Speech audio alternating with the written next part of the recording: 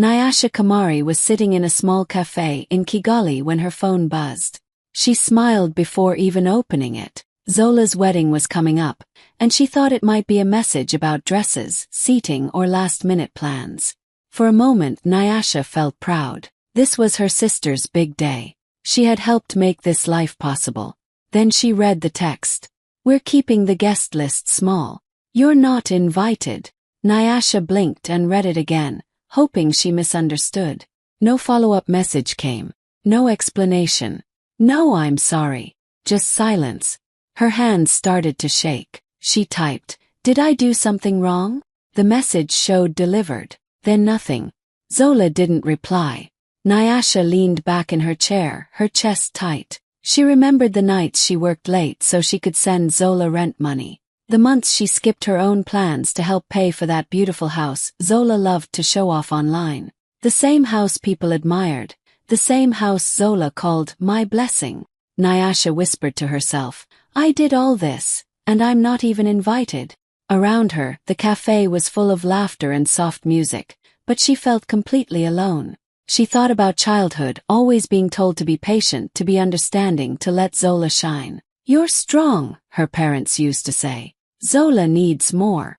Her phone stayed quiet. That message wasn't just about a wedding. Felt like a final statement. Like Zola was saying without saying it, that Nyasha didn't matter anymore. Nyasha stood up slowly, paid for her coffee, and walked out into the Kigali sun, holding back tears. She didn't know it yet, but that cold message had just changed everything. When Nyasha thought back on her childhood, the memories came in quiet pieces, like scenes she never chose to replay. Zola was always in the center. Teachers praised her. Relatives called her the future. At family gatherings, people asked Zola about her dreams, her talents, her plans. Nyasha stood nearby, holding coats, pouring drinks, smiling when she was told to. From a young age, Nyasha learned her role. She was the helper. If Zola needed a ride, Nyasha went. If Zola had homework, Nyasha explained it. If the house was messy, Nyasha cleaned it. No one asked if she was tired. No one asked what she wanted. When Nyasha tried to speak, someone would say, "Let Zola finish first." Their parents didn't mean to be cruel, but the message was clear. "Zola is sensitive," they would say. "She needs more attention." When Zola failed, Nyasha was told to understand. When Zola succeeded, Nyasha was told to be proud. There was never space for Nyasha's own feelings. Strength was expected from her, not celebrated. As they grew older, the pattern didn't change. Zola chased big dreams, knowing someone would catch her if she fell. Nyasha quietly adjusted her own life around those dreams. She took jobs she didn't love because they paid well. She delayed her studies. She sent money home without being asked, because she meant it when she said, "I've got you."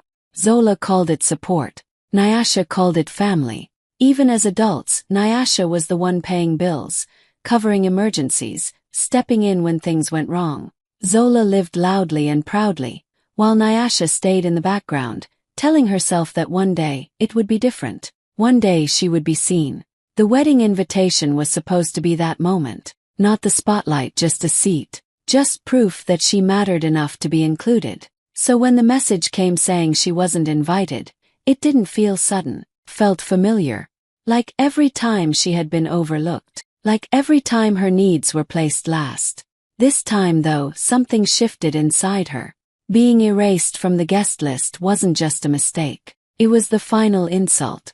And for the first time in her life, Nyasha stopped asking herself how to understand Zola, and started asking why she had been asked to disappear for so long. After the message about the wedding, Nyasha sat alone in her apartment that night, staring at the ceiling. The silence felt heavy, but her mind was clear in a way it hadn't been before. For the first time, she stopped trying to explain Zola's behavior and started remembering the truth she had kept to herself for years. There was something no one really knew. Not the relatives. Not Zola's friends. Not even Zola herself. That beautiful house in Nyarutarama, the one with the tall gates, glass walls, and perfect green lawn, was never truly Zola's. After their father passed away, everything had been confusing and painful. Lawyers, papers, meetings that felt too big for grief. Zola barely paid attention. She was already talking about her future, her lifestyle, the house she would live in. Nyasha, on the other hand, listened. She says quietly, asked questions, and read every page that was put in front of her. Their father had trusted Nyasha. He knew how responsible she was, how she never rushed and never assumed. On the lawyer's advice, Nyasha helped set up a family trust. It wasn't done loudly. There were no announcements, no celebrations. Just signatures, stamps, and long conversations behind closed doors. The house was placed under that trust. And Nyasha was the one given control. Zola was there when the papers were signed, but she didn't really look. She skimmed the pages, smiled for photos, and said, "So this is my house now." No one corrected her. Not then. It was easier to let her believe it. Over the years, Zola acted like the owner. She showed it off online, hosted parties, and spoke about it as proof that she had made it. Nyasha never argued. She paid for repairs, covered taxes, and handled everything quietly. When people praised Zola, Nyasha stayed silent. But that silence didn't mean the truth had changed. Sitting there in the dark, Nyasha opened her laptop and pulled up the documents she had kept safe all this time. The trust was clear. The rules were clear. Ownership was never unconditional. It was based on respect, family unity, and basic dignity. Nyasha closed the laptop and took a deep breath. Zola thought the house was hers because she had never bothered to ask. She had assumed, like she always did, that things would just belong to her. For the first time, Nyasha didn't feel fear or guilt. She felt steady. The house everyone admired wasn't built on Zola's confidence. It was built on Nyasha's quiet control, and the truth was finally ready to be seen. The wedding day arrived bright and loud, just the way Zola had planned it. The venue in Kigali was dressed in white and gold, flowers everywhere, cameras flashing from every angle. Influencers moved around with their phones raised, capturing every moment. This wasn't just a wedding, it was a show. Zola stepped in wearing a designer gown that hugged her perfectly. Her makeup was flawless, her smile wide and confident. People gasped when they saw her. Someone whispered, "She looks like royalty." Zola loved every second of it. This was her moment, the one she believed she had always deserved. As the guests settled in, laughter and music filled the air. Glasses clinked. Everyone talked about the house, the lifestyle, meaning how lucky Zola was. No one mentioned Nyasha. It was like she didn't exist. After the vows, during the reception, Zola took the microphone. She laughed softly, pretending to be humble. "I just want to thank everyone who belongs here," she said, looking around the room. The crowd smiled, expecting something sweet. Then she added, with a small laugh, "You know, some people don't belong in high places. And that's okay." A few guests laughed, others nodded, not fully understanding but enjoying the drama. Cameras caught Zola smiling as if she had said something clever. No one stopped to think who she meant. But Nyasha knew. Nyasha wasn't inside the venue. She sat in her car across the street, watching the lights, the movement, the happiness that wasn't meant for her. She had told herself she wouldn't look, but her hands opened the live stream anyway. She watched her sister glow, heard the laughter, and then heard the words. Her chest tightened, but she didn't cry. She had cried enough before. She turned off the phone and stared straight ahead. The same sister who once needed her help for everything was now mocking her in front of strangers. And for the first time, Nyasha didn't feel small. He felt clear. Inside, the party went on. Music got louder. People danced and celebrated, unaware of what those words had just triggered. Nyasha started the engine slowly. She didn't feel angry. She felt finished. Finished being invisible. Finished being careful. Finished being the one who stayed quiet to keep the peace. As she drove away, the laughter from the wedding faded behind her.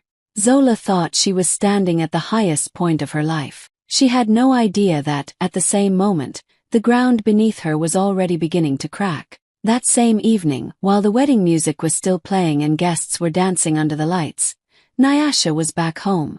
She took off her shoes, sat at the small table near the window, and let the quiet settle around her. Her phone was face down. She didn't want to see the pictures, the smiles, or the comments. She opened her laptop instead. For years, she had avoided this moment. Not because she couldn't act, but because she didn't want to hurt anyone, especially Zola.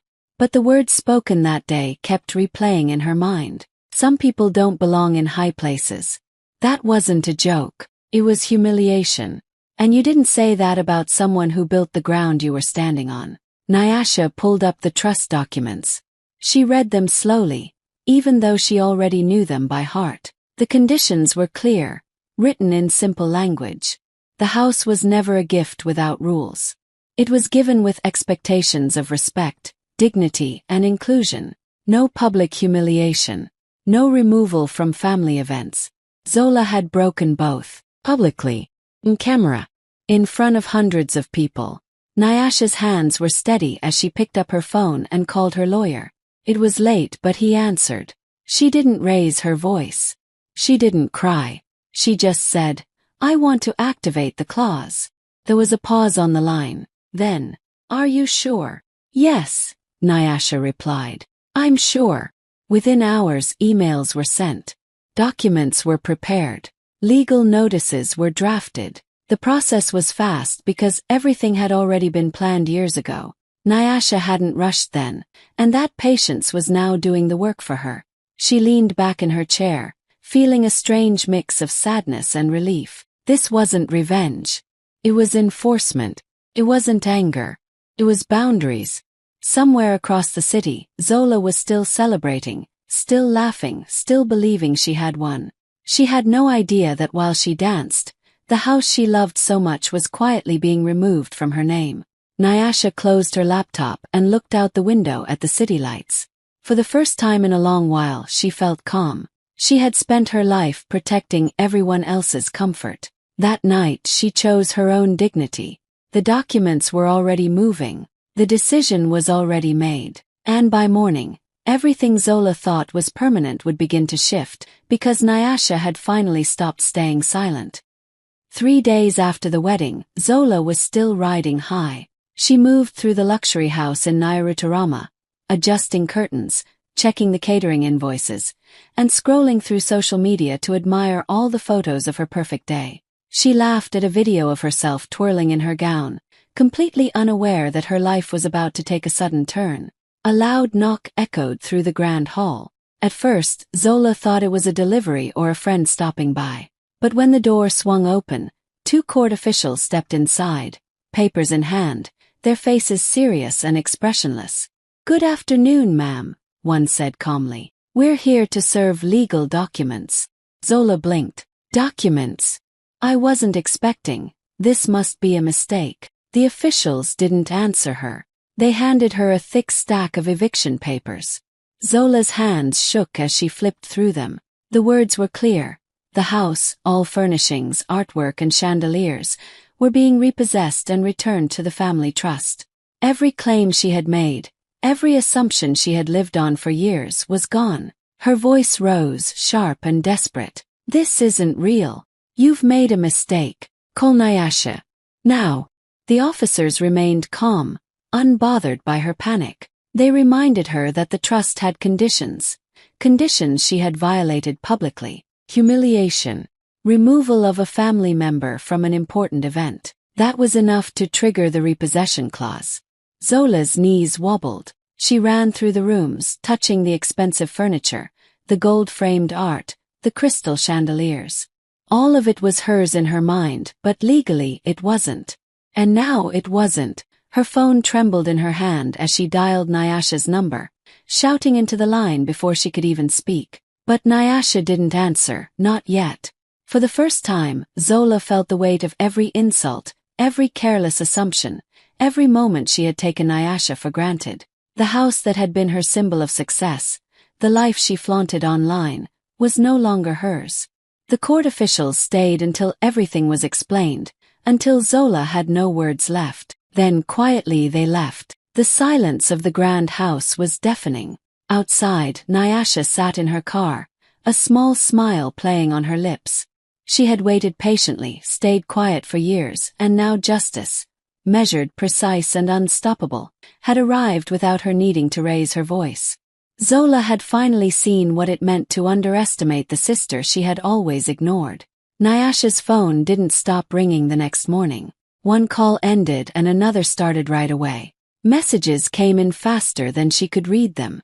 Aunties, uncles, cousins she hadn't heard from in years. All of them suddenly remembered her number. "How could you do this to your sister?" one voice shouted. "She's family," another said. "You embarrassed all of us. Do you know how this looks?" Nyasha listened quietly. She didn't interrupt. She didn't defend herself. She just let them talk, cry, accuse and blame. She had spent her whole life explaining herself. She wasn't going to do that anymore. When the calls finally slowed, Nyasha opened her laptop. She sent one message to the family group chat. Just one line. "I didn't take anything that wasn't mine." Then she attached the first document. It showed the trust agreement, clear dates, clear signatures, clear authority. No emotions, just facts. Someone replied, "That can't be right." Nyasha sent another document. This one showed the conditions tied to the house. Respect. No public humiliation. No exclusion from family events. The chat went quiet for a moment. Then a cousin wrote, "But she's your sister." Nyasha didn't argue. She sent the third document. Screenshots, transcripts, a clip from the wedding speech. The words everyone had laughed at. The words that crossed the line. After that, no one typed for a long time. She watched the scene marks appear one by one. People were reading, understanding, realizing this wasn't a misunderstanding or a mood. This was legal. This was real. One aunt finally sent a short message. "I didn't know." Another wrote, "Zola told us a different story." Nyasha leaned back in her chair and let out a slow breath. That was always the problem. Zola spoke loudly. Nyasha stayed quiet. And silence had allowed lies to grow. She didn't feel proud. She didn't feel cruel. She felt calm. By evening the calls had stopped. The messages slowed, then ended. No one apologized, but no one accused her anymore either. The truth had done what shouting never could. Nyasha turned off her phone and looked out the window. She knew some people would still blame her in their hearts. That was okay. She had learned something important. When the truth is clear and documented, it doesn't need defending. It stands on its own. And for the first time in her life, Nyasha felt free from the weight of everyone else's expectations. After the house was taken back, Zola's life started falling apart in quiet but painful ways. At first, she told her husband it was temporary. "It's just a legal issue," she said, forcing a smile. "It will be fixed." But days passed, then weeks, and nothing changed. Her husband started asking questions. Real questions. He wanted to see documents. He wanted to understand how a house he believed was theirs could disappear overnight. Zola avoided his eyes. She changed the subject. But the truth has a way of showing up, even when you try to hide it. One evening, he confronted her. "You told me that house was yours," he said, his voice calm but cold. "You built our future on it." Zola had no answer. The silence between them said everything. Trust cracked in that moment, and it never fully came back. Friends slowly stopped calling. The same people who once loved her parties and her lifestyle suddenly became busy. Invitations dried up. Group chats went quiet. Without the big house and the image, Zola wasn't as interesting anymore. Online it was worse. People noticed the change. They asked questions. When rumors started, the comments turned sharp. Some were mocking. Some were cruel. "Wasn't that house yours? What happened to the luxury life?" Zola stopped posting. She couldn't stand watching her status slip away one comment at a time. Eventually she had to move. The day she left the mansion, she packed in silence. No music, no selfies, just boxes and memories that felt heavier than they should. She moved into a rented apartment across town. It was clean but small. No gates, no garden, no chandeliers. What hurt most was realizing something she never expected. The apartment was smaller than Nyasha's. Zola stood in the doorway that first night, looking around, feeling something unfamiliar rise in her chest.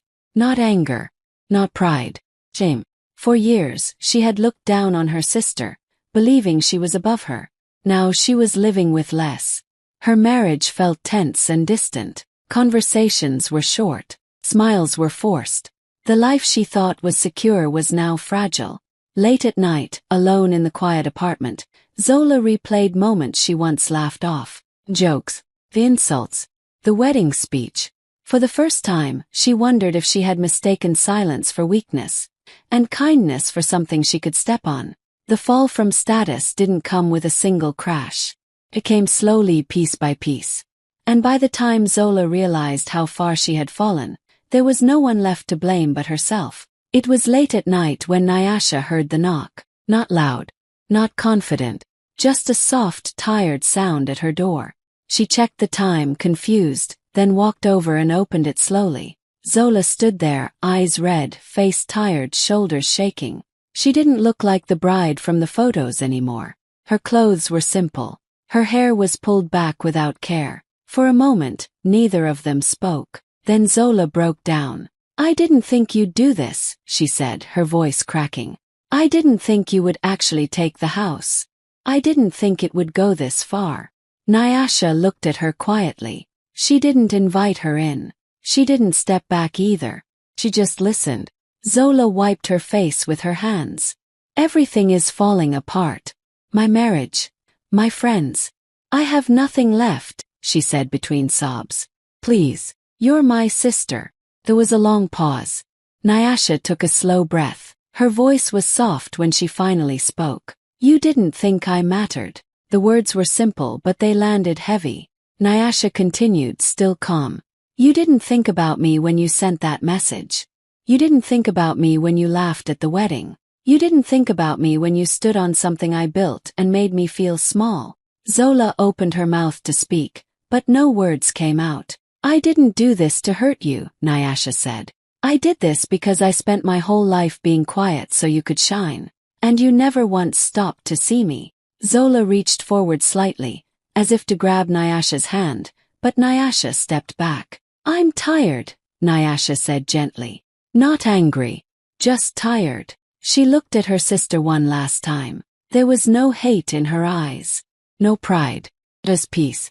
"I hope you heal," she added. "But I can't fix this for you." Then Nyasha closed the door. She leaned against it for a moment, heart beating fast, then let out a breath she felt she had been holding for years. Outside, Zola stood alone in the hallway, realizing that the apology she brought came too late. Inside, Nyasha turned off the lights and went to bed. For the first time, she didn't feel guilty. She felt free. Months later, the mansion in Nyarutarama looked different. The gates were still tall, the walls still bright, but the energy had changed. The house was no longer a symbol of pride for one person. It had become a place of purpose. Nyasha had turned it into a women's leadership retreat. Inside, the rooms were filled with long tables, notebooks, quiet conversations, and hopeful faces. Women from different backgrounds had come to learn, to speak, and to build something of their own. There were no luxury parties anymore.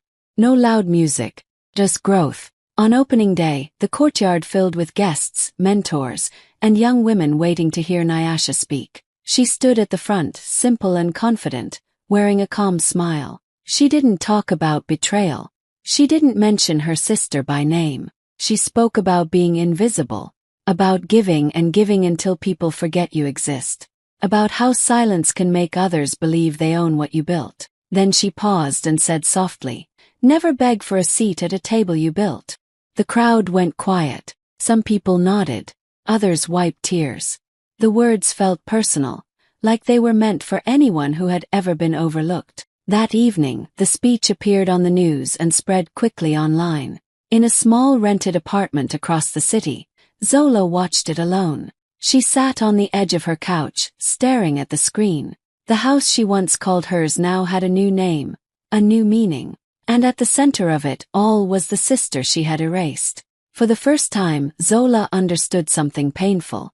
The life she enjoyed, the comfort she assumed, the success she showed off, it all rested on Nyasha's strength. Nyasha was never behind her. She was beneath her, holding everything up. Zola turned off the TV and sat in silence. There were no tears this time, just regret. Back at the retreat, Nyasha walked through the halls as laughter and conversation filled the space.